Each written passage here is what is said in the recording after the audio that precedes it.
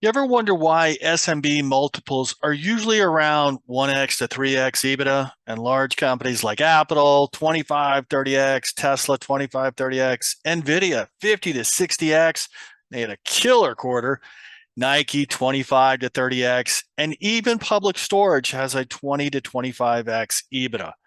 Here are the top 10 reasons why the multiples of large companies are higher compared to SMBs. Number one, risk profile. SMBs are generally seen as riskier investments due to their size, limited market reach, and greater vulnerability to economic fluctuations. This higher risk translates into lower valuation multiples. SMBs typically have less diversified product lines and markets, making them more susceptible to adverse events in their specific niche and local economy. Number two, while some SMBs have high growth potential, many have more limited growth prospects compared to larger companies with established growth strategies and resources. Larger companies often benefit from economies of scale, which are more challenging for SMBs to achieve, limiting their potential for margin expansion and revenue growth. Number three, access to capital. SMBs often face more significant challenge in accessing capital markets compared to larger firms. They might rely more on expensive debt or equity financing, which can constrain their growth and profitability. The cost of capital is typically higher for SMBs due to their higher risk profile, affecting their overall valuation. Number four, management and operations. Larger companies often have more experienced and professional management teams, which can better navigate complex market conditions and strategic initiatives. Larger firms typically operate more efficiently due to established processes, better technology, and optimized supply chains, which SMBs might lack. Number five, market perception and liquidity. Investors often perceive larger companies as safer and more reliable, leading to higher demand and higher multiples for their stocks.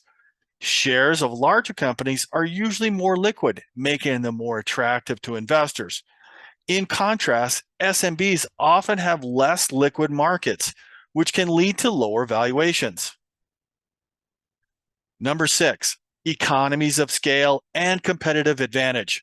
Large companies benefit from economies of scale that reduce per unit costs and improve profit margins, which SMBs struggle to match. Established brands, extensive distribution networks, and market dominance provide larger companies with competitive advantages that are often reflected in higher multiples.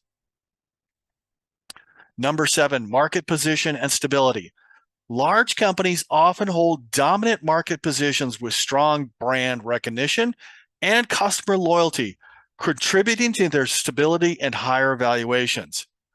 Larger companies tend to have more stable and predictable cash flows, which are highly valued by investors and result in higher multiples.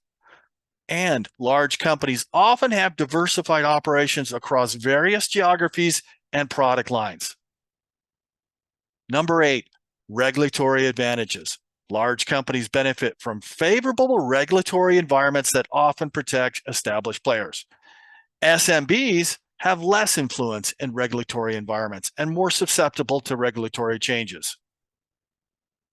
And number nine, technological advancements. Large companies have more resources to invest in the latest technology, driving efficiency and innovation. SMBs have limited budget for technology investments, can slow growth and competitiveness. And number 10, mergers and acquisitions potential. Large companies are attractive targets for strategic acquisitions, benefiting from synergies and scale. SMBs are less attractive for large-scale M&A and often limited to smaller strategic acquisitions.